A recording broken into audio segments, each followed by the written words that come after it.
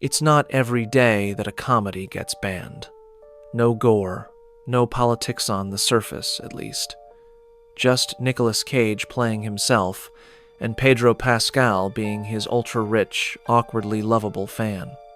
But the unbearable weight of massive talent somehow ended up banned in multiple countries. Yep, a movie that pokes fun at action cliches and Hollywood fame got caught up in real-life controversy. Welcome back to Hollywood Uncensored, and if you haven't already, hit that subscribe button, because we're diving into a movie the world wasn't supposed to laugh at. This 2022 film had a surprisingly strong lineup. Nicolas Cage plays a fictionalized version of Nicolas Cage, broke, washed up, and desperate for a comeback. Pedro Pascal plays Javi, a mysterious billionaire superfan who invites Cage to his private island. You've also got Tiffany Haddish, Neil Patrick Harris, and Ike Barinholtz in supporting roles blending CIA agents, movie nerds, and shady arms dealers into one weird, hilarious, and action-packed story.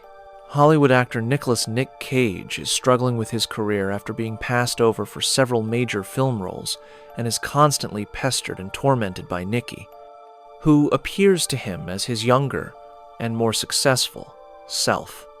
His relationship with his ex-wife Olivia and daughter Addie is also marred by years of emotional neglect. Losing a key film role and following an embarrassing event at Addie's birthday party, Nick announces plans to retire from acting. He decides to accept a vague offer of $1 million from his agent Richard Fink, involving going to Mallorca to meet billionaire playboy Javi Gutierrez to be the guest of honor at his birthday. Upon meeting Javi, Nick is initially annoyed by his neediness and insistence that they create an improvisational movie based on a script he wrote, but is soon inspired by Javi's determination. The two quickly bond over their surprisingly shared love of films such as The Cabinet of Dr. Caligari and Paddington 2, the latter of which Nick watches for the first time with Javi. Soon after, Nick is confronted by CIA agents Vivian and Martin. They suspect that Javi, who they claim made his fortune through arms dealing, is behind the kidnapping of Maria Delgado. She is the daughter of a Catalan anti-crime politician who he hopes to pressure to drop out of an upcoming election.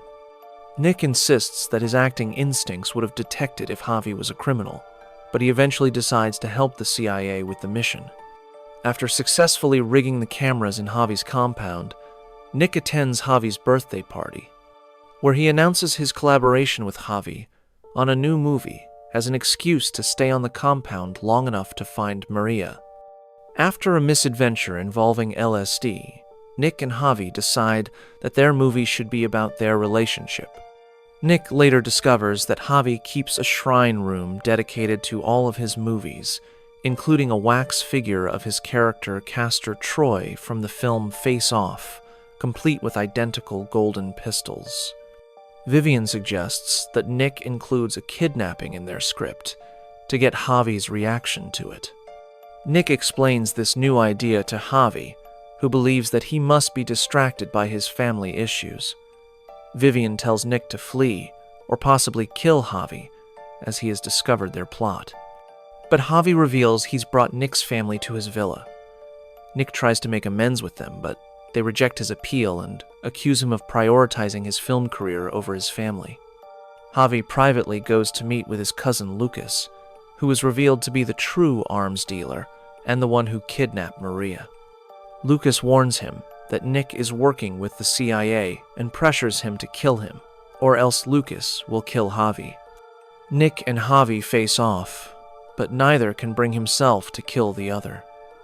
Lucas sends his men after both of them, and they race back to the house to discover that Addie has also been kidnapped. Nick takes Javi, Olivia, and Javi's assistant Gabriella to the CIA safe house, only for the house to have been compromised. Martin has been killed, while Vivian sacrifices herself to kill Lucas's men before they can ambush the group. With Javi's help, Nick and Olivia pose as a reclusive criminal couple to get close to Lucas. He figures out their plan, but they still manage to escape with Addie and Maria. Nick, Addie, Olivia, and Maria race to the American embassy, while Javi and Gabriela stay behind to delay Lucas's pursuit.